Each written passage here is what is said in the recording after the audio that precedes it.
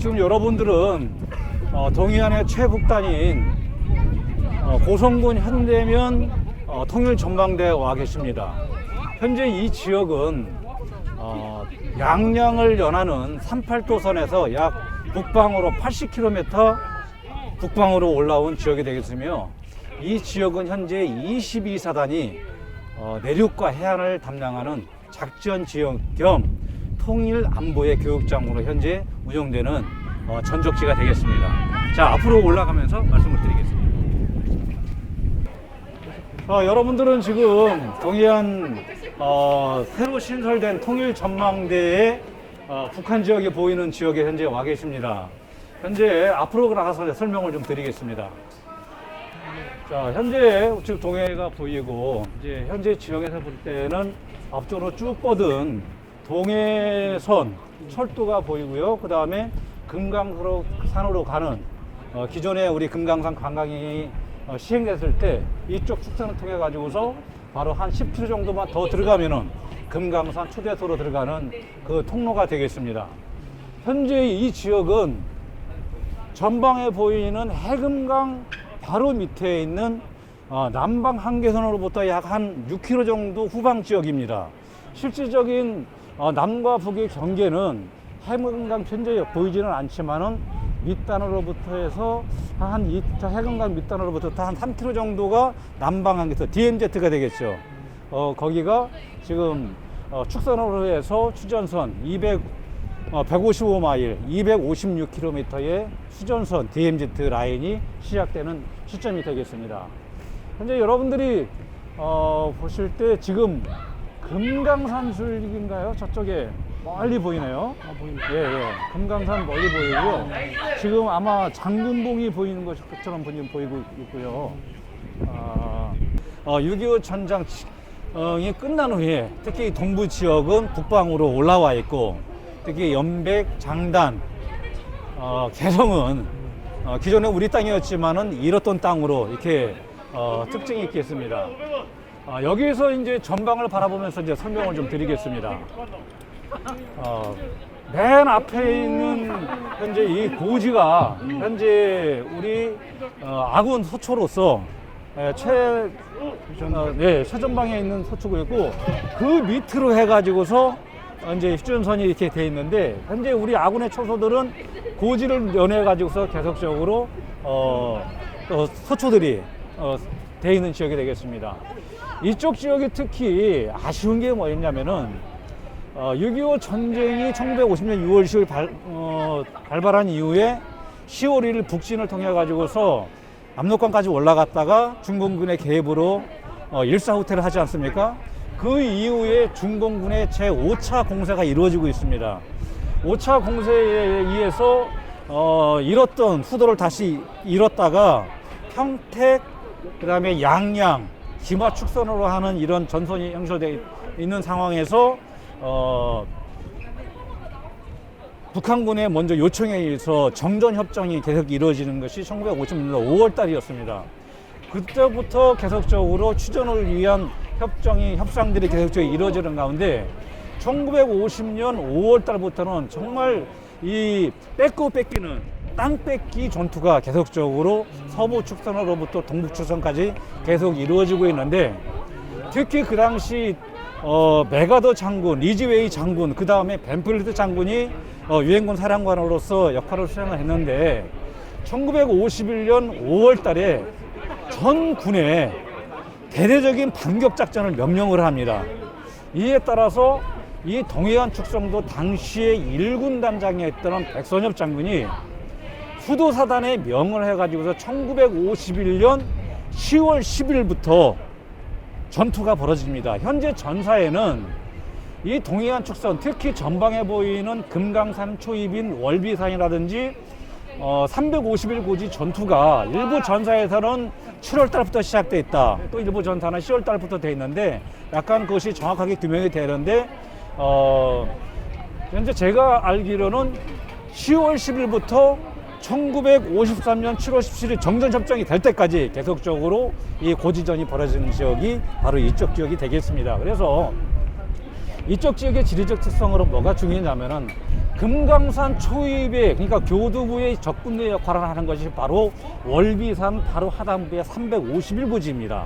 현재 여기선 전방에선 보이지는 않지만은 그 월비산과 351고지 그 고지만 뺏었다면은 아마 우리가 금강산 관광도 누리지 않았을까, 이런 아쉬움이 듭니다. 이 금강산 지역의 교두보인 월비산은 1951년 10월 17일에 국군 수도사단이 제일 먼저 공격을 해서 빼앗습니다.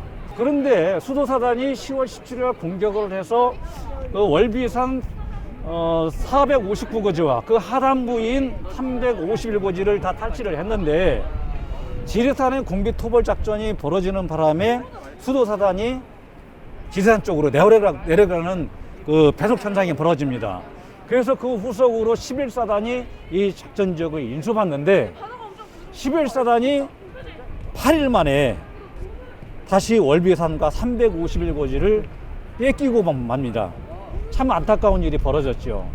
그 이후에 11사단도 여러 차례 월비산과 351고지를 빼앗고자 노력을 했지만은, 근데 월비산과 351고지는 이미 동굴진지라든지 고도의 어떤 그 교통의식으로 된 이런 지형으로 북한군이 미리 구축을 해놨기 때문에 탈취하기는 상당히 어려웠을 것으로 보이지만은, 계속적으로 11사단도 전투를 계속해서 빼앗고자 노력했지만은 빼앗지 못하고, 그 이후에 5사단도 또 투입돼서 계속적으로 이 월비산을 탈취하려고 노력했지만은 빼앗지는 못합니다. 그 이후에 다시 이제 최종적으로 15사단이 투입돼서 1953년도 휴전협정 되기 직전까지 5월 달부터 다시 4차례나 15사단 전력을 다 투입할 정도로 이 월비산과 351고지를 빼앗고자 노력했지만은 결국적으로는 4차례 공격 끝에 월비산과 351고지를 빼앗지 못하고 현재 전투지경선으로서 정전이 되는 바람에 현 상태에 이르렀던 것입니다. 이와 같이 아쉬운 점도 있지만, 그래도 1군단의 수도사단을 포함한 이 11사단, 5사단, 그 다음에 15사단 이 장병들이 혁혁한 전공을 세운 공로로 양양부터 80km 북방까지 올라왔던 것은 그나마라도 다행스럽지 않을까, 이렇게 생각이 듭니다. 그래서 현재 DMZ의 이 개념을 산탄한다면은, 현재 DMZ를 생각하는 이 개념은 북과 남이 완전히 어떤 그 반대의 개념을 가지고 있습니다. 이 정전협정도 북한군이 먼저 제안을 했죠. 1950년 5월 달에. 왜 그러냐면은 전쟁을 치러면 유엔군을 맞설 수 있는 힘이 부족한 건 이제 느꼈던 것이죠. 느꼈고, 북한도 전력을 재정비를 해야 할 시간이 필요했기 때문에 정전은 필요했던 것입니다. 그래서 먼저 북한군의 제의에 의해서 유엔군이 동조를 했지만은, 그 당시에 이 DMZ의 라인은 유엔군 측에서는 현 접촉선, 싸우는 접촉선에서 선을 긋자 그랬지만은, 북한군은 아니다, 전쟁 이전에 38도선으로 다시 후퇴를 해서 하자, 서로 이렇게 밀고 땡기는 싸움이 되다가 결국에는 현 접촉선에서 그러면은 정전을 하자, 이렇게 돼가지고서 1951년 5월 달부터 휴전 대기간까지 2년간의 기간이 있었지만은 계속 고지전 전투가 벌어졌던 것입니다. 그러니까 이쪽 서부 축선으로부터 뭐 배티고지라든지 백마고지라든지 철의 삼각지, 저경능선 전투, 그다음에 기마 전투, 또 뭐 향로병 전투, 설악산 지구 전투, 여기서 월비산 350일 전투, 이 전 전선에 걸쳐서 뺏고 뺏기는 고지 장찰들이 벌어졌던 것이 이 1951년도 이후에 정전 협정이 되전까지 그 전투 상황이 되겠습니다. 그래서 DMZ를 바라볼 때 북한에서는 비록 자기네들에게 먼저 했지만은 평화의 선이다. 평화의 선. 자기네들은 승리의 전쟁이라고 생각을 합니다. 승리의 전쟁. 그래서 그렇게 선전을 한 반면에 우리나라 같은 경우는 그때 이승만 대통령은 계속적으로 정전협정에 반대를 하고 급기야는 반대하는 뜻에서 반공포로까지 협상 석방하는 이런 단계까지 이르렀지만은 DMZ는 아직까지 우리가 밀고 나갈 선이기 때문에 부정적으로 봤던 것입니다. 영원한 선이 아니고 아직 정전이지만 우리는 계속적으로 나가야 된다는 입장이기 때문에 북한에서는 우리는 통일을 그다음에 해방의 전선, 승리한 전쟁이다. 이 선이 뒤에 선전을 했지만 우리나라 입장에서는 그게 아니었던 것이죠. 그래서 정전이 되자 특히 연백, 개성이라든지 장단 그쪽 지역은 북한에서는 신해방 지역이라고 해가지고 대대적인 선전을 통해서 그 당시 그 지역에 있던 거주했던 원주민들을 다시 최접경까지 투입을 해가지고서 집단 농장을 형성하고 집을 지어주고 도로를 뚫어주고 해서 살도록 만들어 줬는데 소위 그래서 우리 이제 선전마을이라고 선전했지만은 실질적으로 선전마을이었던 것은 아니었던 것 같습니다. 제 개념에서는. 그렇지만 우리나라 입장에서는 이 DMZ 라인을 평화의 선전 아니라 계속적으로 올라가야 될 북진 통일을 위한 잠정적인 흐름으로 봤기 때문에 민간인들의 어떤 그 출입을 통제를 했던 것이죠.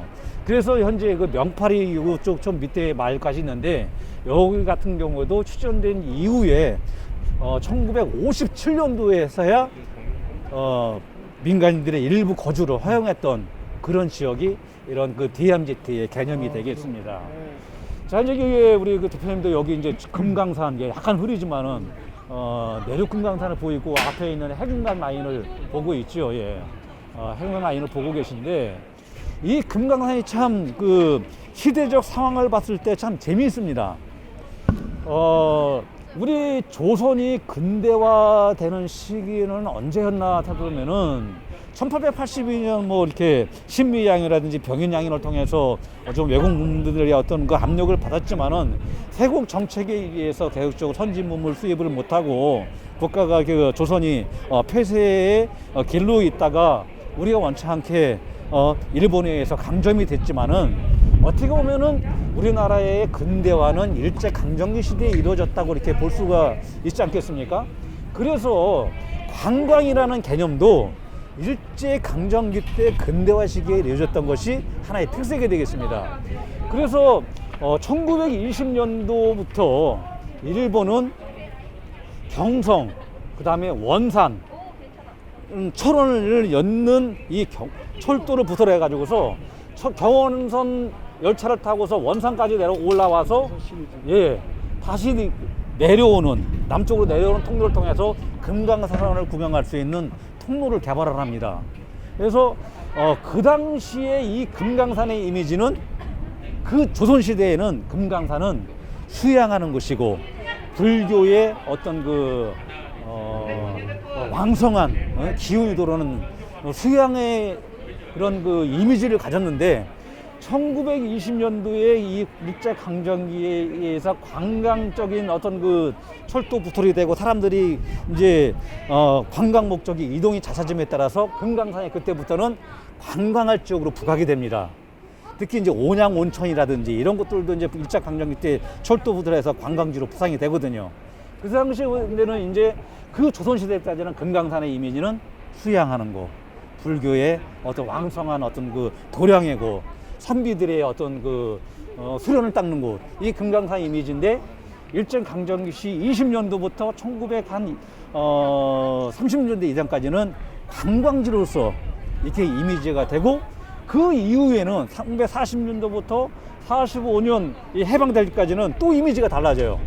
그 당시에는 이 금강산이 이제 이 조선 사람뿐만 아니라 일본 사람들까지 막 관광지로 확장받다 보니까 국립자원으로서 보호구역으로서 보호받아야 될 이러한 가치가 있는 한 번쯤은 관광을 해볼 만한 선망지역으로 금강산이 인식이 됩니다.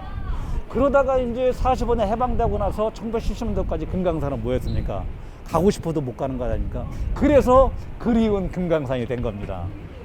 금강산. 그래서 금강산이 이미지가, 그래서 이제 이 이미지가 어떤 그 생각은 동아일보에서 이렇게 기사화된 것을 이렇게 보니까 이게 논문에서 재밌게 썼더라고요. 그래서 1기, 2기, 3기로 이렇게 나눠가지고서 금강산의 어떤 상징적 이미지인데 저도 이렇게 공감이 되는 거라서 말씀을 드리는 겁니다. 아쉽지만은 우리가 이제 그리운 금강산을 바라보면서 같이 해금강 바라보고 정말 이쪽 지역은 정말 우리가 다시 찾았고 우리가 마음껏 가야 할 지역인데, 아쉽게도 지금 대표님들 보시는 것 같이 원산으로 유라시아 대구로 올라가는 철도를 지금 보고 계십니다.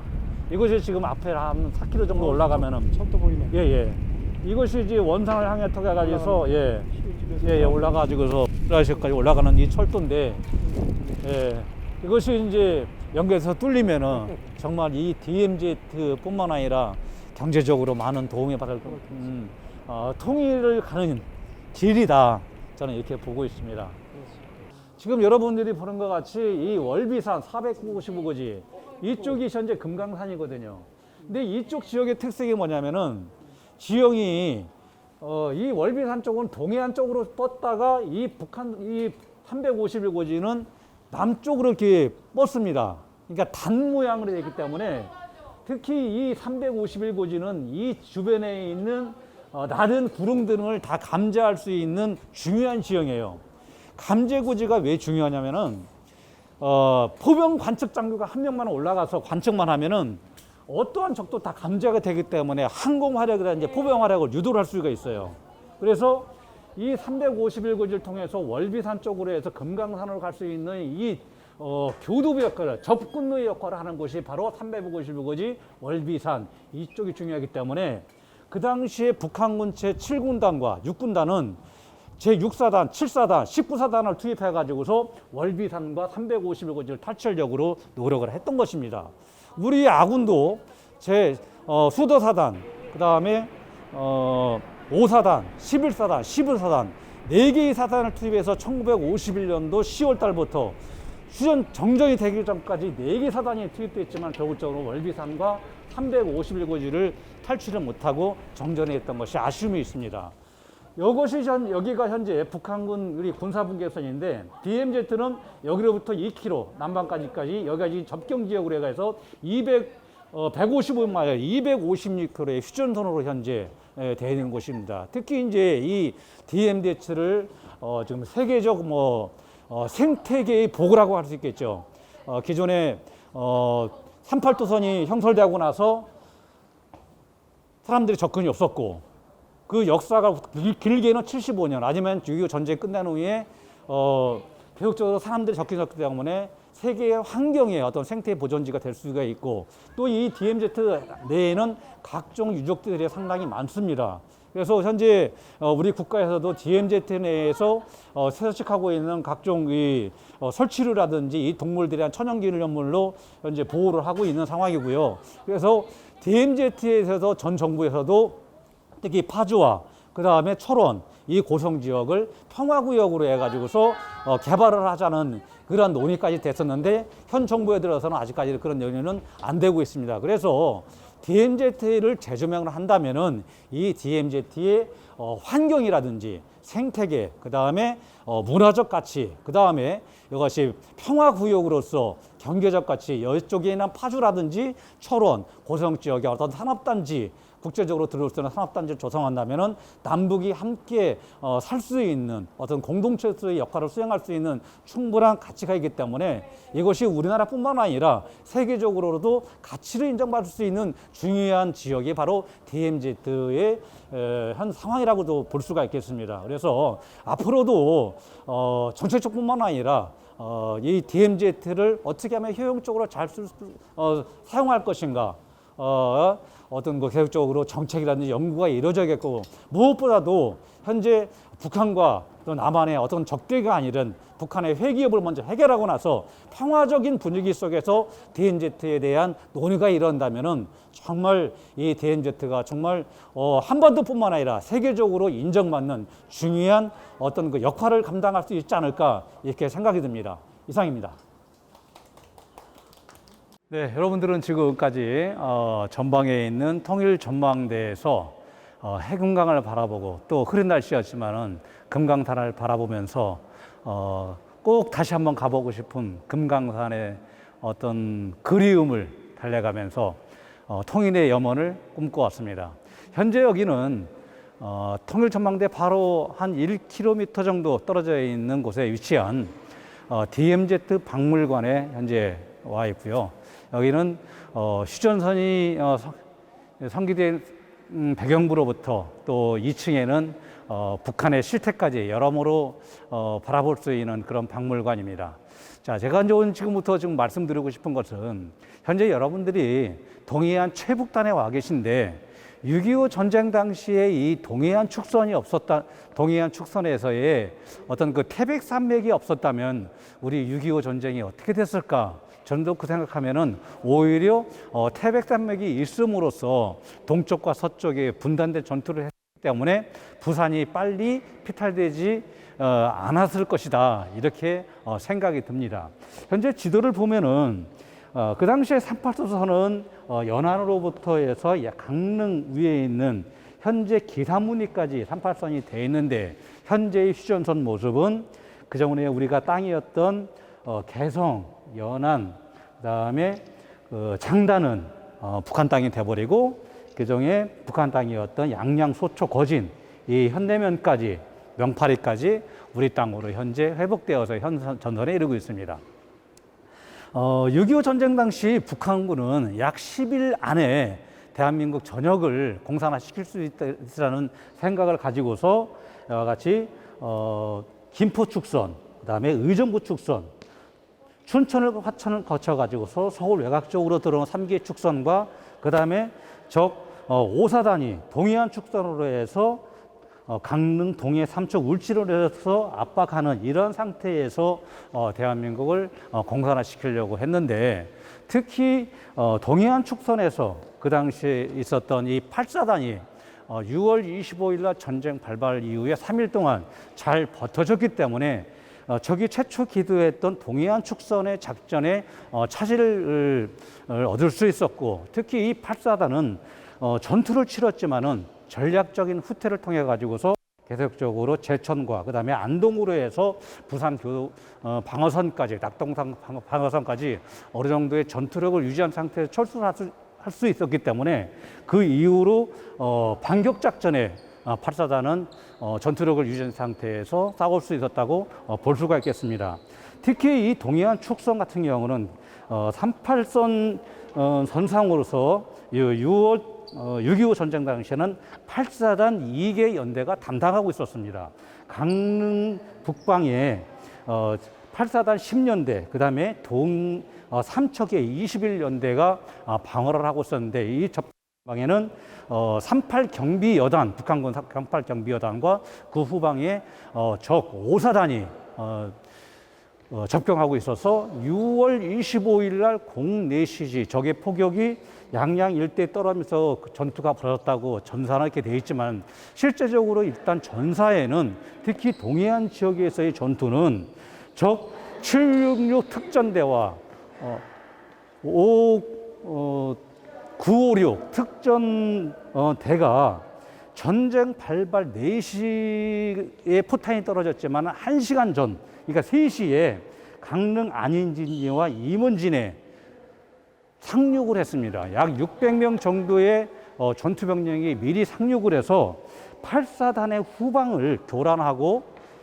삼척에 있는 21연대의 접근을 통제하고서 전방에 있는 10연대의 포위를 함으로써 8사단이 조기에 패퇴를 하고서 동해 축선으로 내려갈 것으로 작전을 펼쳤는데 결국적으로는 이것이 어느 정도의 어떤 상륙은 성공을 거뒀지만은 8사단 공병대대, 그 다음에 8사단에 배속된 18 전투 포병대대가 잘 쏴줬기 때문에 8사단은 영곡천 일대에서 전투를 치르고 전투력을 유지한 상태에서 대관령, 그 다음에 제천, 안동으로 철수를 해서 계속적으로 8사단은 28일까지 이 강릉 지역을 비록적으로 마침 뺏겼지만은 유지한 상태에서 전략전을 후퇴를 통해 가지고서 6.25 전쟁을 치렀던 것이 동해안 지역의 전투의 특성이 되겠습니다.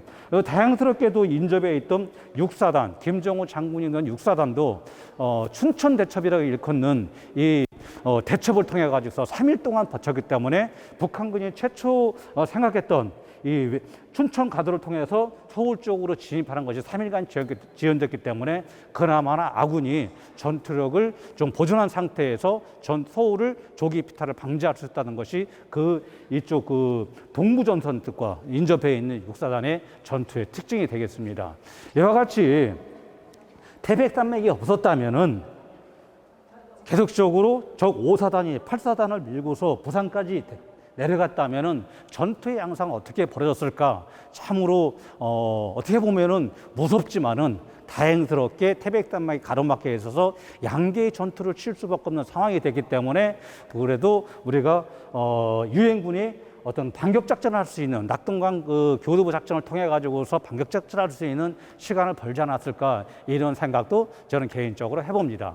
오늘 이와 같이 통일 전망대와 그다음에 DMZ 박물관을 통해 가지고서 통일에 대한 어떤 아쉬움과 또 염원을 되새길 수 있는 귀한 시간을 가졌는데요. 이런 것이 생각만에 그치지 않고 계속적으로 통일에 대한 관심과 또 연구와 아까 설명드린 것 같이 DMZ에 대한 어떤 새로운 가치의 재발견을 통해 가지고서 이것이 우리 대한민국뿐만 아니라 전 세적으로 관심 갖고 또 각광받는 이러한 관심 지역으로 거듭나기를 바라겠습니다. 거기에는 무엇보다도 북한의 핵 문제, 안보 위협이 완화가 되고 남북이 서로 손을 맞잡고 상생할 수 있는 그런 노력들이 이루어져야만이 우리가 계속적으로 발전할 수 있지 않을까 이렇게 생각을 합니다. 오늘 짧은 시간이었지만 통일 전망대와 그다음에 DMZ 박물관 견학을 통해서 통일의 용어를 다시 한번 바뀔 수 있는 시간이 되겠고 특히 미래 복지 경영에서 이와 같이 스텝진과 또 우리 대표님까지 같이 와서 통일의 의지와 열망을 같이 쌓을 수 있는 귀한 시간을 마련해서 정말 더 의의가 있다고 생각합니다. 이상 통일 전망대 앞에 있는 DMZ 박물관에서 말씀을 드렸습니다. 이상입니다.